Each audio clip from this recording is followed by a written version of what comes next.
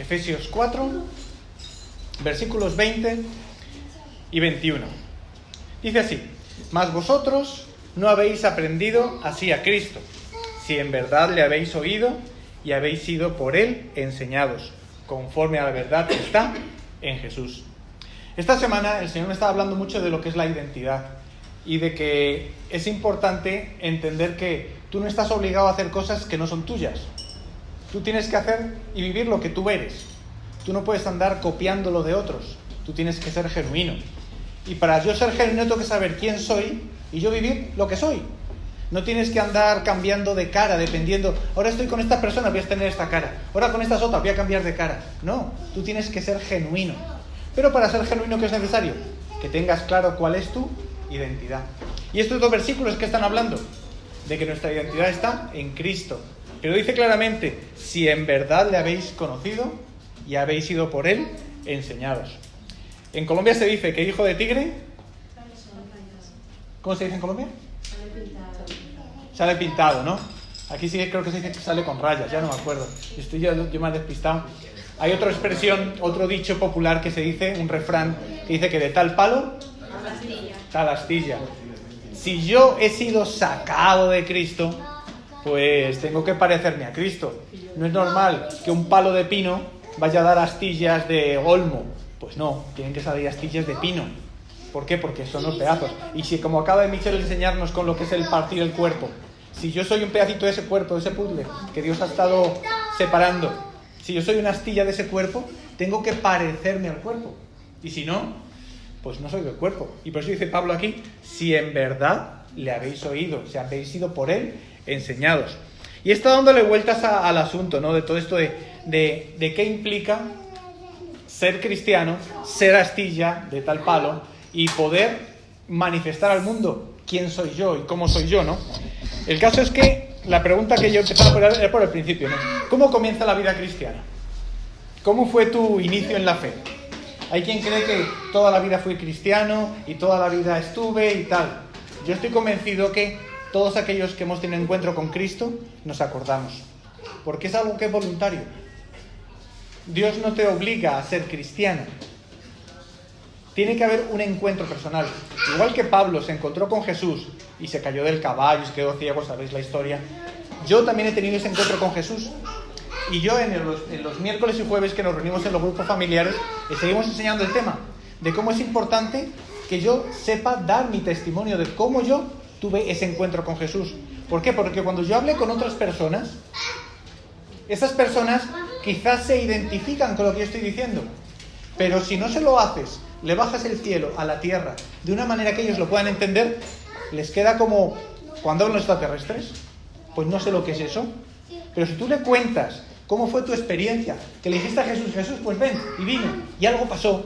Cuando tú lo cuentas de una manera práctica, la gente lo entiende. Entonces los miércoles y jueves estamos aprendiendo cómo dar nuestro testimonio en 3 minutos. Y ya a partir del próximo domingo vamos a empezar a sacar aquí a voluntarios para que nos compartan en 3 minutos cómo ha sido su experiencia con Jesús. ¿Por qué? Porque vamos a salir a la calle. Y yo voy a ir con la calle, por ejemplo, con Domi, y vamos a saludar a la persona. ¡Ay, tienes 5 minutos! Sí, podemos hablar un momentito, tal. Mira, es que Domi quiere contarte algo. Y Domi va a tener que contarle en 3 minutos su experiencia. ¿Sí?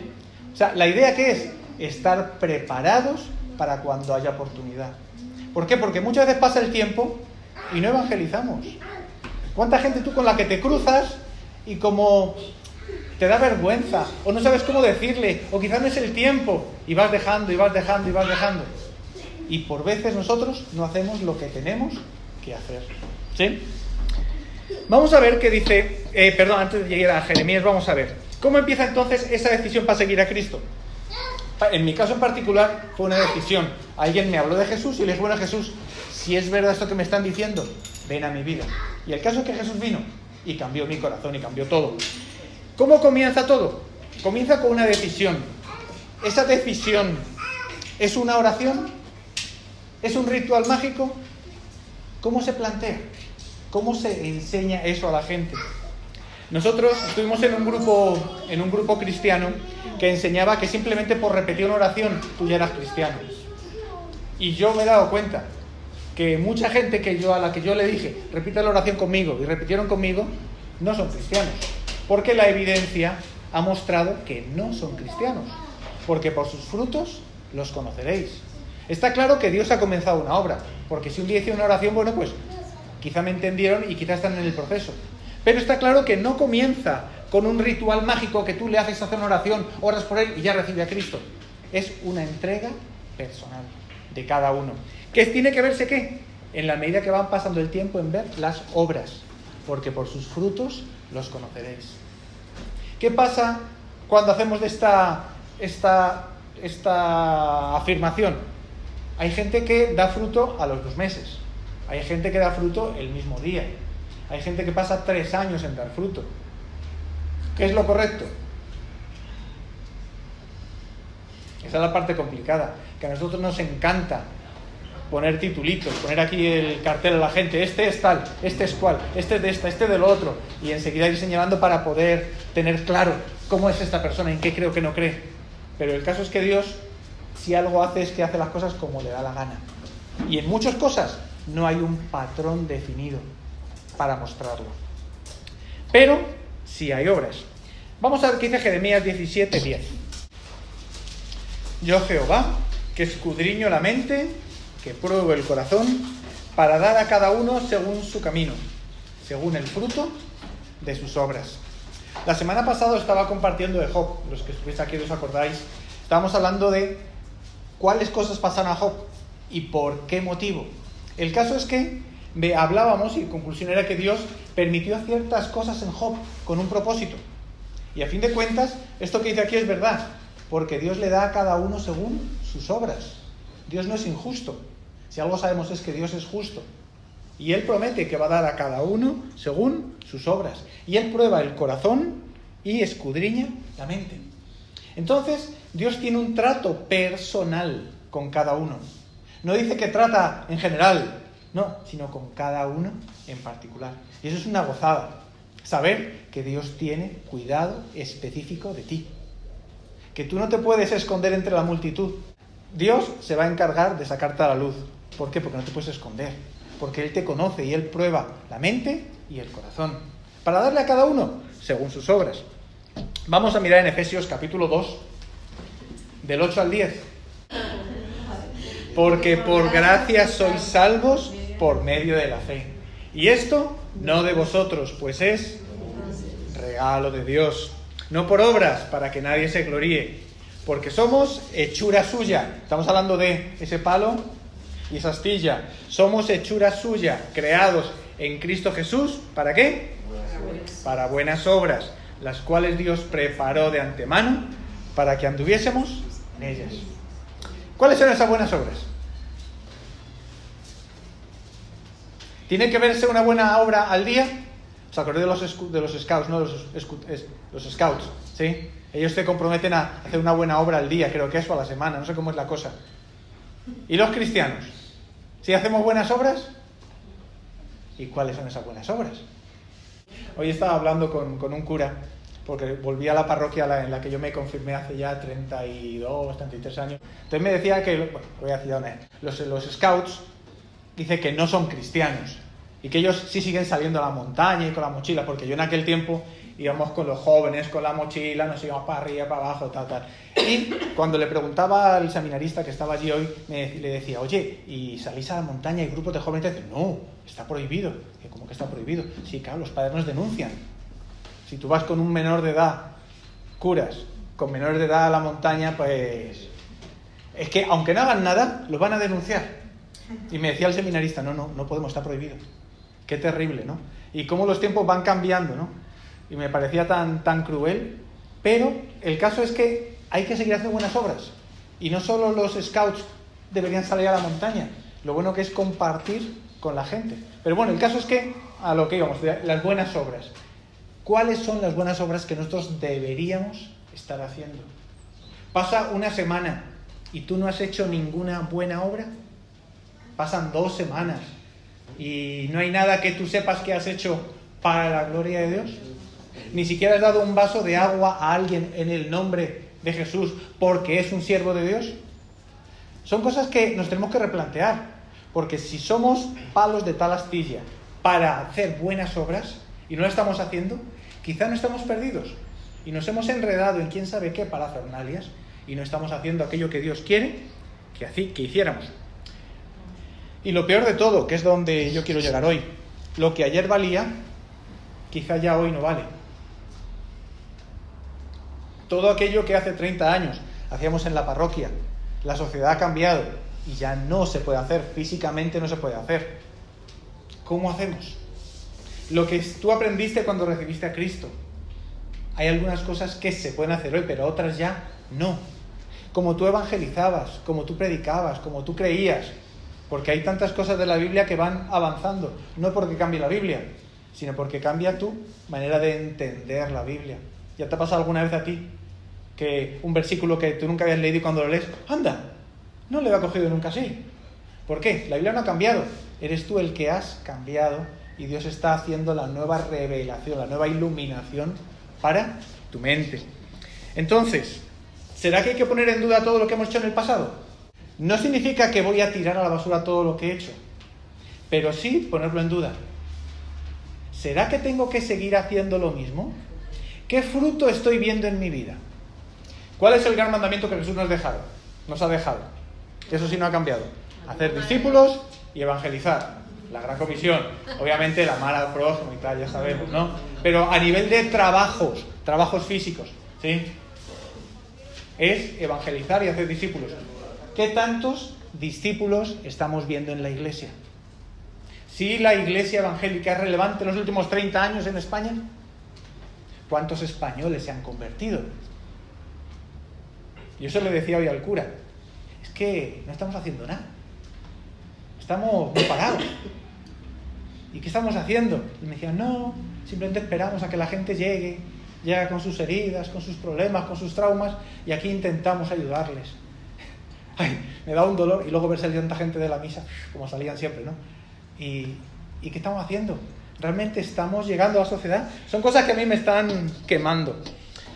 ¿Por qué? La idea es no dudar de la palabra de Dios, pero sí de las cosas que hemos estado haciendo, de las cosas a las que hemos llamado buenas obras, de las cosas que nos acostumbramos a hacer. Porque está claro que la Biblia no cambia. Cielo y tierra pasará, pero mi palabra no pasará, ¿sí? Los principios bíblicos. Es importante buscar una iglesia que tenga sana doctrina, que enseñen toda la palabra de Dios y no algunas partes de la palabra de Dios. Es fundamental. Pero el gran problema de la iglesia hoy en día, llamada cristiana, es que puede tener la verdad y una muy buena verdad, pero ¿cómo hacemos para declararla, para proclamarla, para que llegue a la gente? ¿Está llegando a la gente? ¿Tú qué opinas? Si realmente fuera tan poderosa, ¿no debería llegar con más poder a la gente? ¿Tú no te planteas eso? Yo analizando pues lo que he estado mirando, ¿no? 30 años de iglesia evangélica e iglesia católica. ¿Qué hemos estado haciendo? ¿Ha habido un impacto en la sociedad en la que estamos? Ahí en mi barrio, en Carabanchel, Porto, Usera, donde yo me he movido siempre. ¿Se nota que hay un avivamiento, gente buscando a Dios, amando a Dios? ¿O el problema no está en la Biblia, ni está en Jesús? El problema está en la iglesia, que de alguna otra manera no estamos transmitiendo como debe ser la palabra. Porque la palabra de Dios es poder. Cuando uno ve el libro de los Hechos, cómo eran hombres transformados y que transformaron el mundo, decían, wow, algo está mal, en algo nos hemos perdido. ¿Alguien quiere opinar? Sí, no, pero es una pregunta. Que lo de las obras, más que ser un propósito diario o semanal, ¿no será que será un diario vivir? Dice, por tus obras los conoceréis. Está claro que si yo soy un palo, tengo que hacer muebles, porque para eso fui diseñado. Si mi identidad es esa, yo tengo que hacer lo que soy. Entonces, si soy hijo de Dios, yo debería estar manifestando, no simplemente un día a la semana. No, yo debo vivir como hijo de Dios. Ya la semana pasada no hace 15 días, estaba hablando Javi sobre qué es el amor al prójimo, al próximo, ¿sí? ¿Qué es el respeto? El caso es que hay que amar al prójimo. Y es algo que debe salir de mí, vivirlo todos los días. ¿Sí lo estamos haciendo? ¿O como que estamos muy dormidos? Porque los cristianos algo hacían en el primer siglo. Para haber conquistado toda la tierra conocida, para que fueran llamados unos locos, algo estaban haciendo. ¿A qué viene todo esto? Esta semana pasada tuvimos la experiencia de con mis hijos no te metas. ¿Sí? Supisteis que el domingo anterior habíamos avisado que el día 28 era el lanzamiento e inundé de todas las redes sociales con la estrategia de con mis hijos no te metas. Entonces, bueno, hubo 3 voluntarios que se pusieron aquí a cambiar el logo, a cambiar tal, y aparecimos en las redes sociales y tal. Pero resulta que me quedé tocado porque mis hijos no están Michelle. Bueno, luego lo pueden oír si quieren. Michelle y Tito no querían hacerlo. Aún así, Tito decidió entrar en la visión y se puso en el logo de con mis hijos no te metas, en el Instagram, en el Facebook, Facebook no, en el WhatsApp, y cambiaron y mandaron 1 o 2 de esas imágenes que hay durante todo el día. Yo no sé si a la gente le habrá impactado o no, porque como yo lo tenía, yo simplemente que cuando iba a buscar a alguien no me veía, porque como no veía mi foto y no reconocía, había mandado un mensaje a Isabel, ¿y dónde está Isabel? Y no lo reconocía, ¿sí? O a Berta, ay, ¿y cuándo está Berta? Tenía que andar leyendo no la foto, sino el nombre, ¿no? Ha sido lo único que ha habido una diferencia de lo que yo ya he visto, ¿no? Que a alguien le haya llegado o no, no lo sé. Pero el caso es que mis hijos planteaban de una manera muy diferente, porque para mí es obvio, siempre he creído que estamos llamados a ser atalaya, a hablar, a tiempo, a fuera de tiempo, a predicar nuestras creencias, lo que creemos, lo que vimos todos los días de nuestra vida. Pero mis hijos dicen que no, que eso es algo que no funciona. Que los jóvenes, si tú haces eso, te hacen bullying, te rechazan. ¿Y qué es mejor? Quedarse en la reserva. Y a nivel personal, sí hablar con la gente. ¿Cuál es la mejor opción? ¿Ser de los que hablo en cuanto tengo oportunidad? Si a ti te dieran un micrófono en la tele un día, ¿tú qué aprovecharías para decir? Yo es que me quedé pensando en aquella misionera que un día estaba en el aeropuerto y estaban los de La Sexta haciendo entrevistas para criticar, creo que era una compañía que había dejado a la gente en el aeropuerto y tal. Y le preguntaron a esta chica y ella aprovechó para decir, no, yo sé que Dios tiene el control de todo y estamos aquí porque Él nos ha querido dejar, porque Él nos ama. Yo me quedé como que, ¡ah! ¡Una! Que se ha atrevido a decirlo. Y el periodista, para intentar burlarse de ella, encima le dio más énfasis y digo, qué guay, ha dado testimonio. Entonces, ¿hasta qué punto tenemos que ser como esta chica, que ante cualquier oportunidad hablemos de Jesús? O mejor, simplemente en casa, en familia, poco a poco, adoctrinando a tus hijos, ¿sí? Porque mis hijos plantean eso, que el adoctrinamiento que estamos intentando evitar con mis hijos no te metas, para que en la escuela no adoctrinen a nuestros hijos, tenemos que adoctrinarlos en nuestra casa. ¿O no? No. ¿Sí entiendes? Porque tú estás enseñando a tus hijos. Obviamente, tus hijos, tú los amas, los cuidas, estás guiándolos, permitiendo que aprendan ciertos principios. Es muy diferente a manipularlos para que crean otras cosas. ¿Sí me entendéis lo que quiero decir? Obviamente no es lo mismo, ni mucho menos. Pero, a fin de cuentas, mis hijos me decían eso, que lo que tenemos que hacer es enseñarlo en familia, en vez de hacerlo en público. ¿Qué es lo correcto? Pues no lo sé. Yo siempre he planteado que uno de los argumentos que están utilizando los políticos hoy en día es lo de la crispación, que hay como 2 bandos. ¿Será que hay que entrar hay que entrar al trapo y crear crispación y enfrentarte a la gente? Porque lo que mis hijos plantean es eso, que si tú abiertamente dices, no, yo soy, con mis hijos no te metas, ¿qué estás haciendo? Poniéndote en contra, en plan de conservador, en contra de todo eso que es el aborto, y todas las cosas que engloban. ¿Por qué? Porque la sociedad, como decíamos antes, te quiere poner un cartelito. Y aunque tengas otra manera de pensar, el hecho de que a ti te identifiquen con la iglesia, con mis hijos no te metas, con cierto partido político, ya te van a poner el titulito. Y entonces lo que mis hijos plantean es que en el momento que alguien te clava, porque públicamente, en el Facebook, en el Instagram, tú has dicho algo, ya estás fichado. Entonces ya te van a señalar y te van a hacer cierto tipo de bullying. Y entonces luego ya tu testimonio que tú quieres hacer poco a poco se va a romper. Entonces el argumento es convincente. El argumento es convincente, pero pues yo sigo con mis dudas. Yo no tengo las respuestas, ni mucho menos. Yo estoy orando por el asunto. ¿Por qué? Porque está claro que hay muchas veces que hemos hecho eso. Hay épocas de mi vida que con ciertos amigos, ciertas amistades, yo he sido como más prudente. No le he hablado abiertamente de Jesús. Pero veo que pasa el tiempo y tampoco pasa nada. El caso es que está lanzado el debate. Y yo sí os pido que oréis, que estéis orando por mí, porque yo sí quiero entender lo que Dios quiere hacer. Yo sé que Dios nos quiere llevar a un tiempo nuevo. Y yo particularmente, yo no me gustaría pasarme en los próximos 20 o 30 años haciendo lo mismo que está haciendo los últimos 30 años. ¿Por qué? Porque veo que no funciona. No funciona, ¿me entendéis? O sea, a nivel de por su fruto los conoceréis. Yo sé que Dios todo lo permite con un propósito, yo sé que Dios no se equivoca, pero no estamos impactando al mundo. ¿O tú crees que estamos impactando al mundo?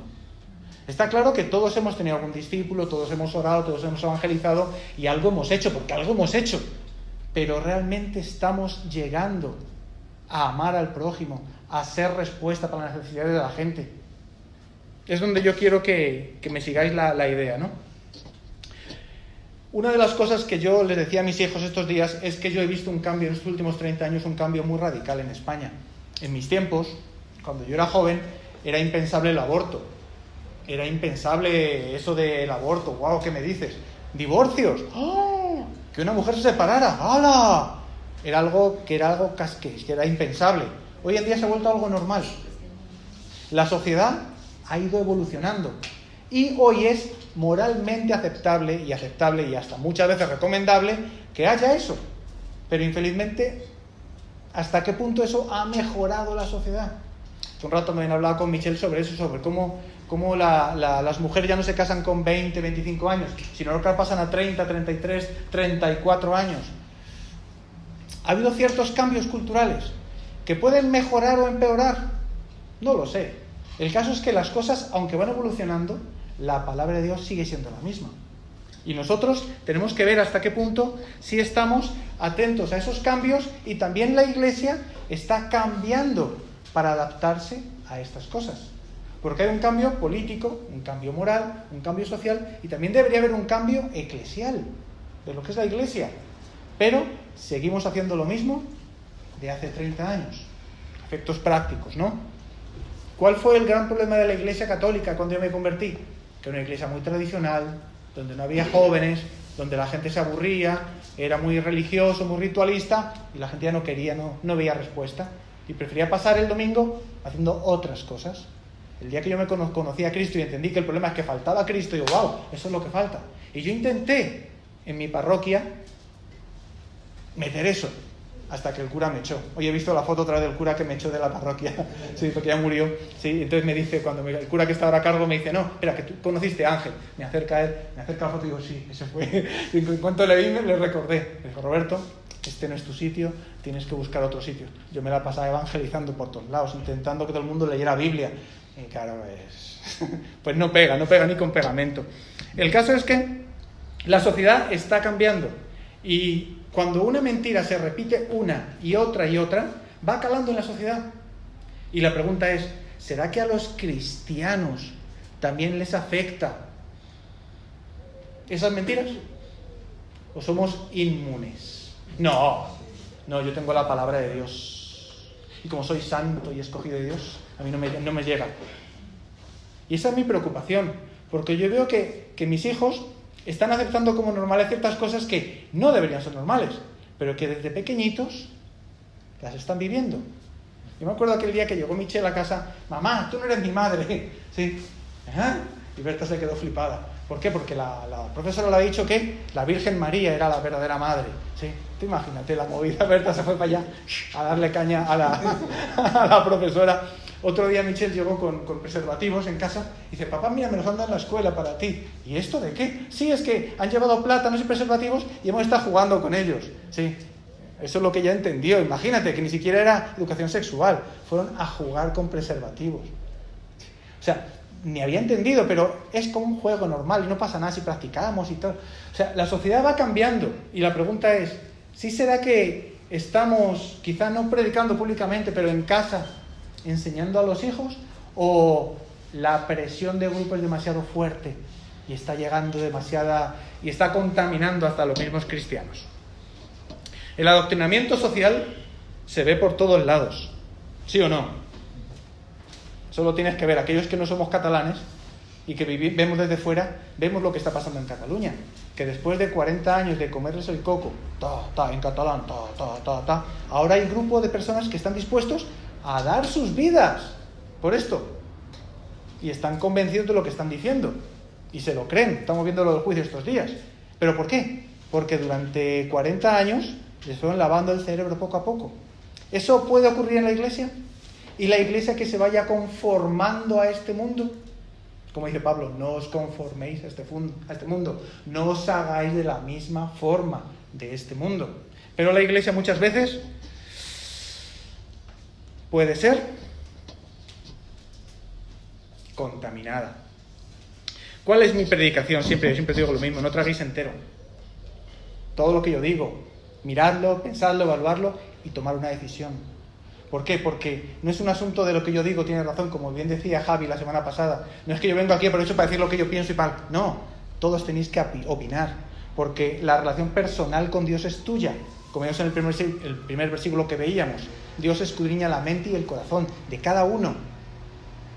Y no es de todos en general, sino cada uno como pedacitos del cuerpo de Cristo. Es cada uno el que tiene que tomar la decisión. Y yo cuando veo cómo el populismo sigue avanzando y cómo cada vez la gente piensa menos y la gente cada vez es más perezosa, es muy fácil que las mentiras vayan calando y calando y calando. Y al final te conviertes en carne de cañón del populismo. Hoy le preguntaba, estábamos comiendo con una chica en casa, que no es de nuestra familia, obviamente, porque viene de la iglesia, y yo le preguntaba, bueno, ¿y qué? ¿Vas a hacer huelga este próximo viernes? Porque yo sé que a él le gustan las más de tendencias de la universidad más abierta hacia la parte izquierda y tal. Entonces yo le dije, bueno, ¿y vas a hacer huelga este próximo viernes? Pero ella es interesante, ¿por qué? Porque me gusta hablar con ella, porque ella es de las que piensa. Ella no me dijo enseguida sí o no, sino que diferenció entre la huelga y la manifestación.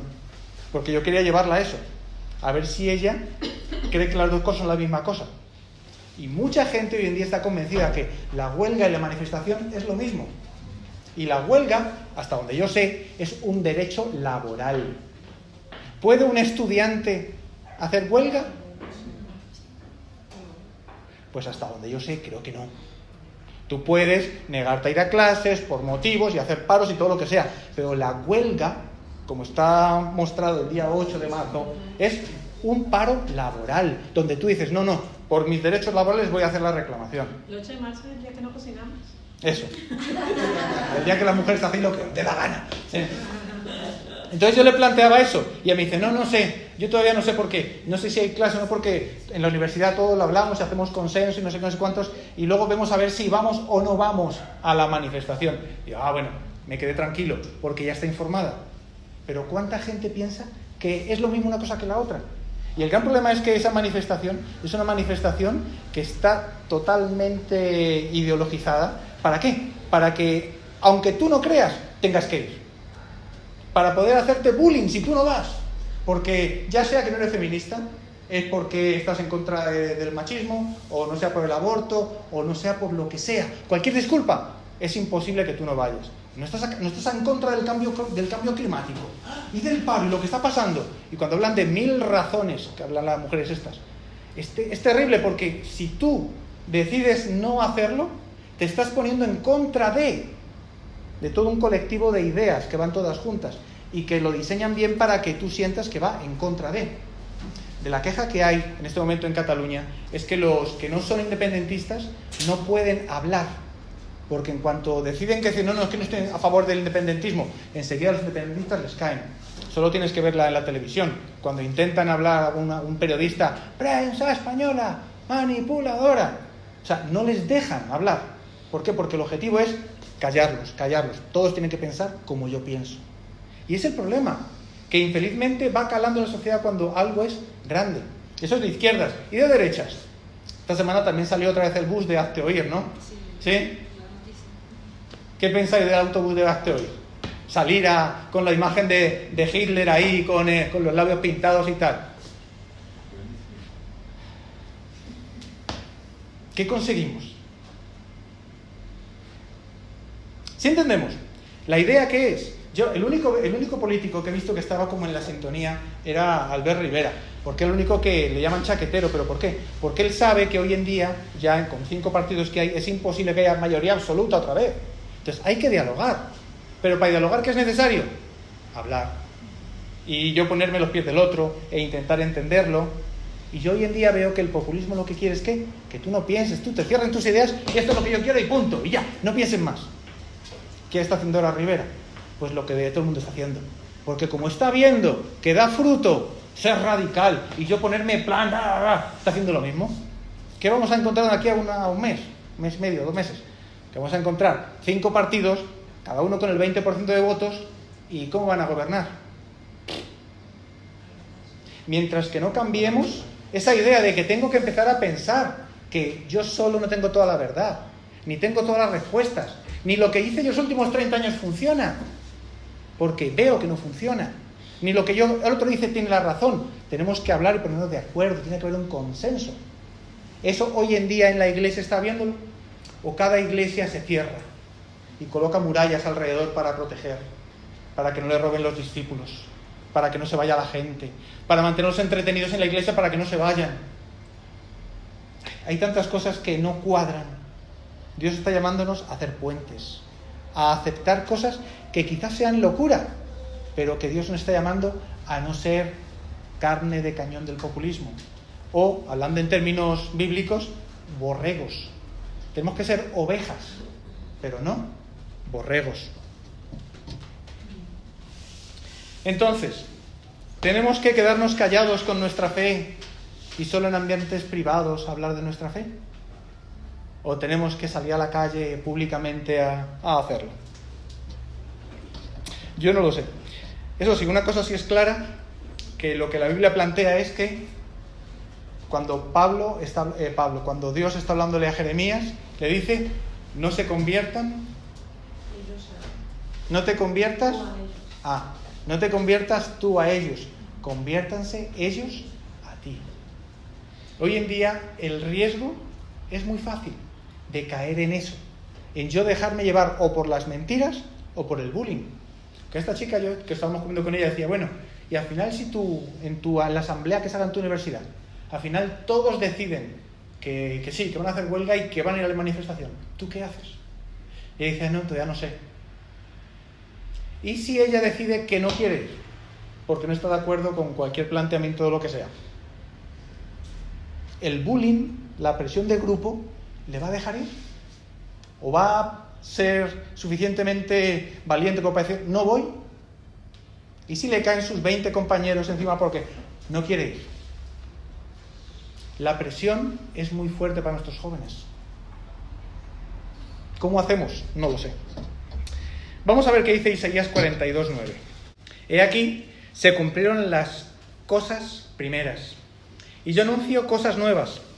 Antes que salgan a la luz, yo os la haré notorias. Dice que Dios siempre habla con sus siervos los profetas antes de, en Amós creo que lo dice. Yo estoy convencido que Dios está colocando un sentir en mucha gente dentro de la iglesia, como un inconformismo, como que algo está mal, y como que lo que siempre hemos estado haciendo, como que no es por ahí. No significa que cambiemos la Biblia, ni mucho menos, pero sí a nivel de formas, como estamos manifestando las cosas. Y Dios que dice, yo hago cosas nuevas. ¿Por qué? ¿Por qué hace cosas nuevas? Porque se cumplieron las primeras. El tiempo por el que pasamos tenía un propósito, no te equivoques, Dios sabe por qué lo permitió, pero Él quiere hacer cosas nuevas. ¿Cuánto tiempo en tu vida tú has peleado contra ciertos pecados que si tú te hubieras puesto las pilas antes, podrías haber salido adelante más temprano? ¿Sí me entendéis la pregunta? Si tú hubieras pedido ayuda, si tú hubieras tenido el coraje de pedir ayuda y fiarte de alguien que te ayudara, o ir a algún médico especializado, a algún psicólogo o lo que fuera, que te podría haber ayudado de tu problema, de tu pecado, que tanto tiempo te ha tenido, ¿no podrías haber tardado menos? Digo yo, planteo, pregunto, o solo me pasa a mí. Yo siempre os digo eso. Yo estoy convencido que estamos en el reino de Dios para que todos nos ayudemos unos a otros. Y todos tenemos dones, pero todos tenemos también traumas y heridas que nos permiten que estar escondidos en nuestra concha. No vaya a ser que me hagan daño otra vez. Pero que Dios lo ha permitido con un propósito. Pero que Dios querría haberme evitado eso. En la semana pasada que vimos el caso de Job, lo vemos claramente. Dios tenía un propósito con Job, que fue muy duro. Pero está claro que Job entendió que la clave era encontrarse cara a cara con él. Y hablar no de oídas, sino de tú a tú. Isaías 43, 18 al 19. No os acordéis de las cosas pasadas, ni traigáis a memoria las cosas antiguas. He aquí que yo hago cosa nueva. Pronto saldrá a luz. ¿No la conoceréis? Otra vez abriré camino en el desierto y ríos en la soledad. Algo hablaba con el cura yo hoy y con el seminarista, y es que ellos tienen en su corazón el deseo de servir a Dios a su manera, como ellos creen, como les han enseñado. Tengo una gana, yo me quedé con el teléfono del seminarista para agarrarlo por banda, para que me cuente cómo va a hacer con su sexualidad y su afectividad. Estoy curiosísimo, porque era mi conflicto, yo para cura. Y cuando yo me planteaba, ¿qué voy a hacer con mi sexualidad y con mi afectividad? ¿Yo qué voy a hacer con eso? ¿Sí? Y fue cuando Dios llegó y me salvó, me rescató justo a tiempo, ¿no? Y es una de las cosas que sí he visto hoy, es que quieren servir a Dios, aman a Dios. Como yo sé que si estáis aquí es porque amáis a Dios, no es porque os gusta aguantaros a Roberto, que hable de Efesios 4, está claro que no. ¿Sí? Amáis a Dios y estáis buscando hacer su voluntad. Es donde tenemos que entender que Dios quiere hacer algo nuevo. Yo estoy atento a escucharlo, como dice el versículo, pero ¿no lo ves? ¿No ves que ya está haciéndolo? Y Dios está preparando cosas. 2 Corintios 5:17. De modo que si alguno está en Cristo, nueva criatura es. Las cosas viejas pasaron. He aquí, todas son hechas nuevas. No dice que el que estuvo en Cristo fue hecho nueva criatura. Como yo recibí a Cristo hace 30 años yo soy nueva criatura. Sí es verdad, pero no es verdad. Porque es el que está en tiempo presente. Tú, ahora, ahí, en este momento, hoy, tú estás en Cristo. Ahora, ¿tú estás en Cristo? Sí. Entonces las cosas viejas pasaron. Todo lo que ayer, hace 10 minutos, hace media hora, hace 2 días, pasó. Todo es hecho nuevo. Qué guay, ¿no? Qué agradable, qué divertido. ¿A quién le gustan los cambios? A mí. No estoy tan convencido. Imagínate que te dicen que vas a estar enfermo, que tienes una enfermedad y que no te permite ni caminar. ¿Te da alegría? ¡Ay, qué guay, un cambio! No voy a poder ni caminar, tengo que estar todo el día así, de ruedas todo el día. ¡Qué alegría! No, pues te quedaste sin trabajo. Y ni la hipoteca, ni el alquiler vas a poder pagar. ¡Qué alegría! ¡Bueno, otro cambio! ¡Gloria a Dios, otro cambio! A que nos encantan esos cambios. Dice Berta, los cambios buenos. No te fastidia. Por naturaleza a nosotros no nos gustan los cambios. Nos gusta tener las cosas controladitas. ¿Sí? Nos gusta tener las cosas más o menos estables, tener cierta tranquilidad en general. Habrá otras personas que no, que les guste la aventura y en plan, yo he conocido gente que la verdad que flipo, ¿no? Sí, pero bueno, eso es otra historia. El caso es que, en general, el ser humano es un ser de costumbres y le gusta tener las cosas bien hechas. Pero el problema es que nuestro Dios, del que fuimos creados, es un Dios que hace todo nuevo. Dice que cada día, nuevas son cada mañana sus misericordias. Qué fuerte, todos los días, y nuevas, y algo nuevo. ¿Por qué? Porque nuestra gran lucha es contra la religiosidad, contra los hábitos, con las cosas que podemos hacer sin necesitar a Dios. ¿Tú te has acostumbrado a hacer cosas sin consultarle a Dios? Pues claro, yo me levanto todos los días, no le pregunto a Dios, bueno Dios, ¿hoy me puedo despertar? No, me despierto ya. Tú te preguntas a Dios, Dios, ¿hoy desayuno? No, tú desayunas. ¿Por qué? Porque hay que desayunar. ¿Y voy a trabajar? Dios, ¿hoy toca ir a trabajar? Así como decía Javi el otro día, hace 15 días, ¿no? Aquel jefe que le dice, no, hoy no vamos a evangelizar, hoy no vamos a trabajar, hoy vamos a evangelizar. ¿Cómo es posible que Dios te diga eso y que dejes a gente que está dependiendo de ti, que tienes un compromiso a que no lo haga? A mí me extraña que Dios te diga eso. No sé, que Dios puede hacer lo que le dé la gana, está claro que sí. Pero lo normal es que Dios no dice que tú sí seas sí, que tú sí sea y que tú no seas no. No es que tienes que una vida totalmente desordenada, siempre guiado por el Espíritu. Tenemos que ser guiados por el Espíritu, pero también Dios nos llama a tener los pies en la tierra. No te pido que los quites del mundo. Yo no vivo a 25 centímetros del suelo. Tengo que estar en este planeta. Entonces, ese equilibrio entre mi vida en el Espíritu y mi vida real, aquello que vivo en la fe, de vivir en la fe del Hijo de Dios, esa es la parte complicada, pero que tenemos que estar atentos a no espiritualizarnos ni quedarnos demasiado en la tierra. Y ese equilibrio es el que Dios quiere llevar con cada uno en particular. Y que por eso Dios trata con cada uno en particular.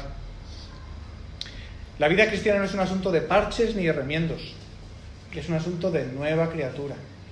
Y el hecho de creer que soy nueva criatura, que soy hijo de tigre, vale, es para hacerlo todos los días. Y ese es el desafío. Bueno. Esto es bueno. Dios quiere hacer algo nuevo. ¿Cuál es el mayor impedimento para que se manifiesten las cosas nuevas? La resistencia de lo viejo. Si tú te niegas a soltar lo que tienes en las manos, ¿puedes coger algo nuevo? Si tú tienes las manos llenas de basura, ¿tú puedes recibir más bendiciones? Tienes las manos llenas. Es necesario salir, vaciar, para ya estar disponible para que las manos puedan recibir. Y muchas veces, a donde yo quiero llegar, es que nos hemos conformado a hacer las cosas como siempre las hicimos. Hemos sido engañados por el sistema, sea el sistema del mundo, conformados con el mundo, sistema religioso, político, moral, lo que lo quieras ver. Y nos hemos acostumbrado a estar ocupados, estar llenos, y nos resistimos al cambio. ¿Por qué? Porque es más fácil lo que siempre hemos hecho. Y me niego y me resisto a hacer algo nuevo.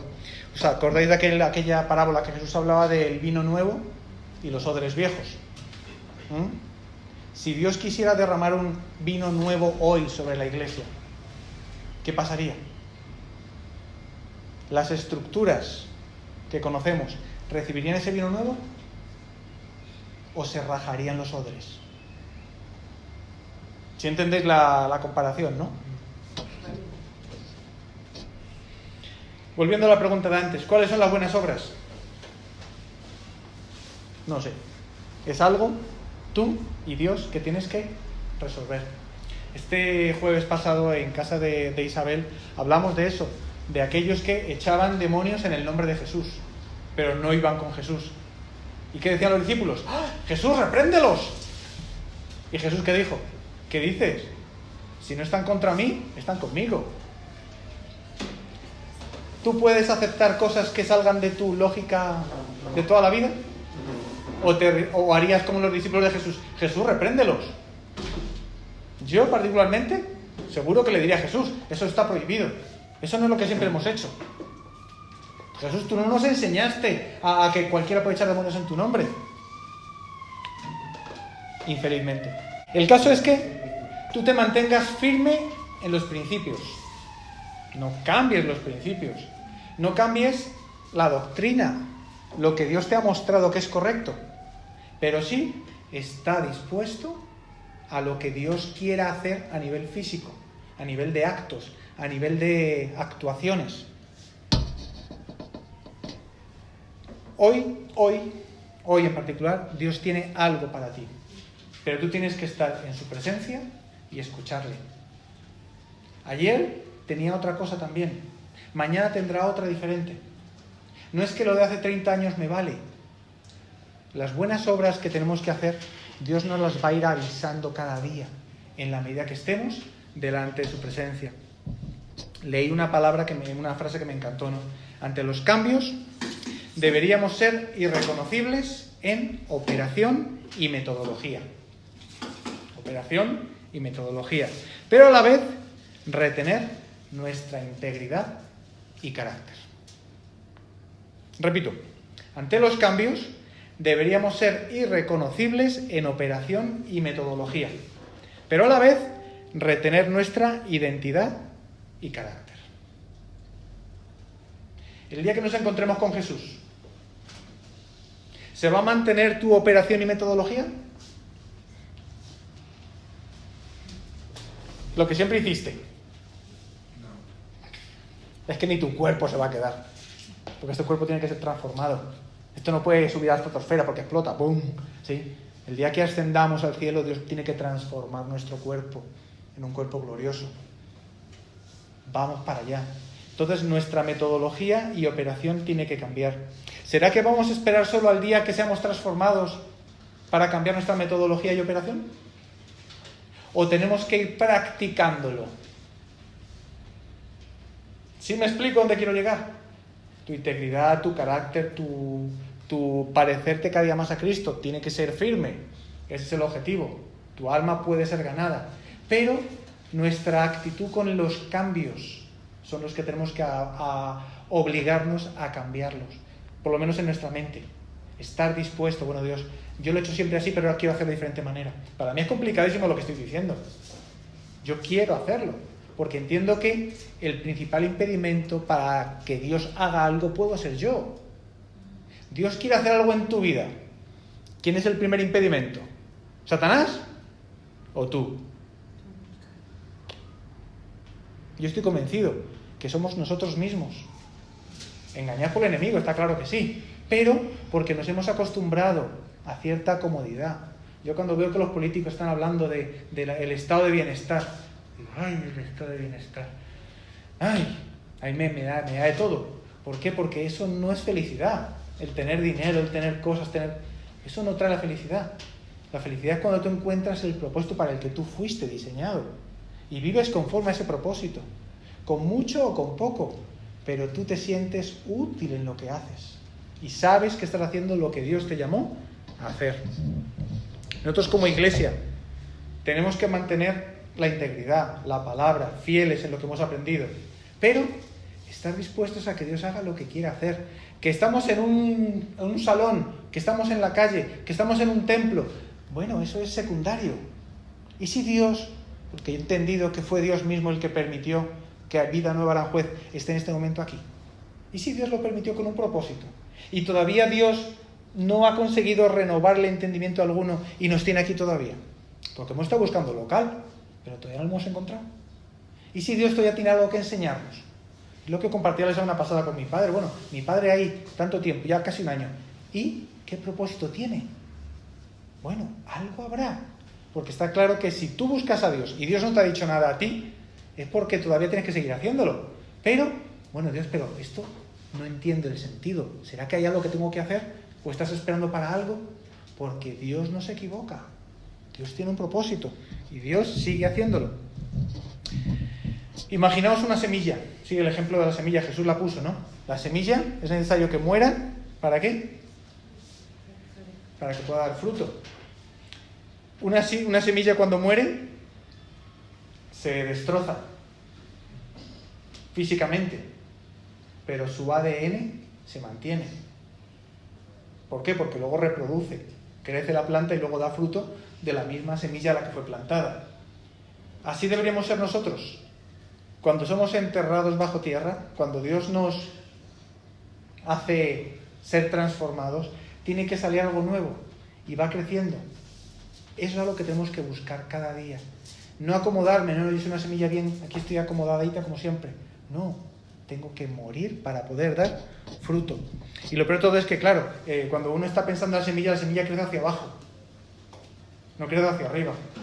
Si tú fueras sembrador, o bueno, como el dueño de aquí del local, del hostal, que le encantan las flores, ¿tú te imaginas que él planta algo y se pone a escarbar a ver si está creciendo o no está creciendo? ¿Tú harías eso? Yo he sembrado maíz, pero tarda mucho en salir. ¿Será que ha salido? Me pongo a escarbar, ahora está saliendo. Pues no tiene sentido. ¿Por qué? Porque es Dios el que da el crecimiento.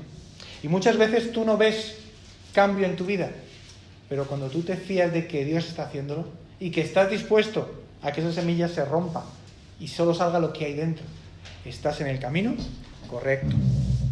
Yo definitivamente, cuando pienso en estas cosas, siempre pienso, ¿no?, que menos mal que Dios ciertas cosas no nos las dejó reflejadas en la Biblia, y eso es muy bueno. Si Dios hubiera dejado escrito cómo hacer la Santa Cena, nosotros habíamos escrito unas tablas de la ley, cómo hacer la Santa Cena, y a cualquiera que se escapara de lo que está escrito le apedrearíamos enseguida.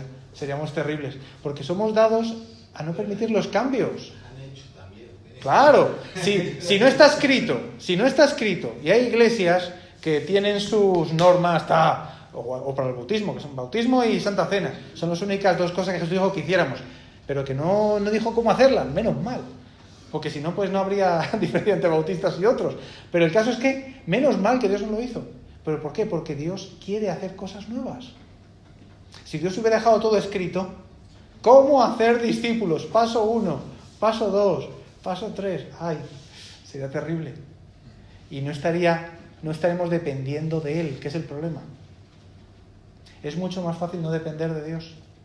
Es más fácil simplemente fiarme de lo que a mí me enseñaron, a mí me dijeron, y yo hago lo que me dijeron. No, Dios quiere hacer algo nuevo en ti. Yo puedo estar equivocado en todo, pero Dios contigo no se equivoca. Todo lo que estoy diciendo hoy quizá a ti ni te llega, pero una cosa es que Dios está haciendo lo que tiene que hacer en tu vida.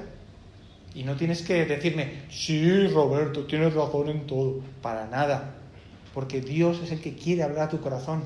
Para que hagas cosas raras. Yo cuando me planteo cómo va a ser la iglesia del futuro, digo, bueno, Dios, ¿qué querrá hacer Dios? Yo cuando encuentro por algún loco haciendo cosas raras, digo, bueno, Dios, tu multiforme gracia. Yo jamás lo haría. Y le digo así a Dios. Pero el caso es que cada uno tiene un llamado muy particular. Estoy hablando de las buenas obras de las que hablamos al principio. ¿Qué es lo que Dios quiere que tú hagas hoy? Cuando te levantas o cuando te acuestas por la noche, al día siguiente, bueno, Dios, mañana ¿qué vamos a hacer? ¿Qué planes tenemos? ¿Estás con esa expectativa? Dios, háblame, dime, ¿qué voy a hacer?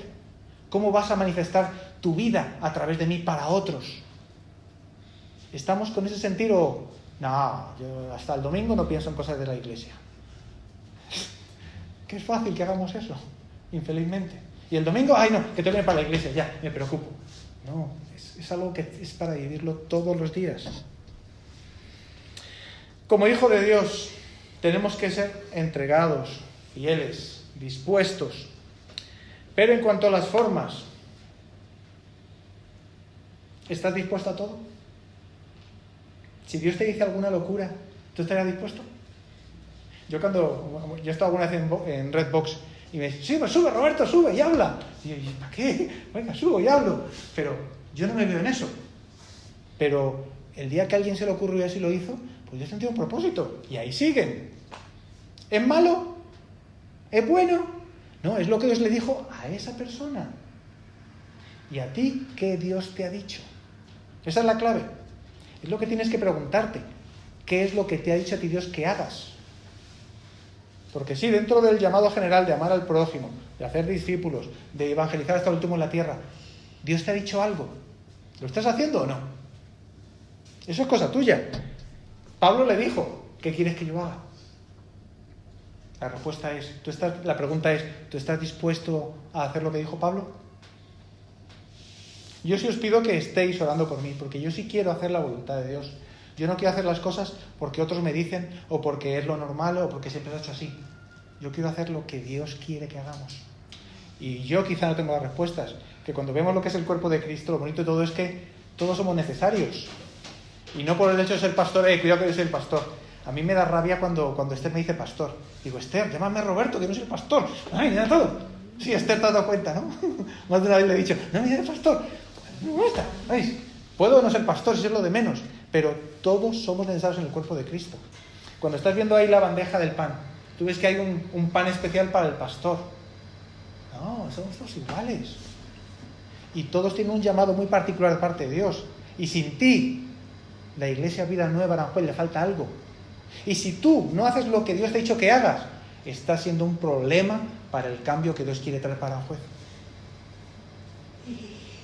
Simplemente plantea, yo me gustaría hacer esto, estoy muy perdido, pide ayuda si no te crees preparado, para que oremos por ti o por lo que sea, pero tenemos que entender que Dios quiere hacer algo nuevo.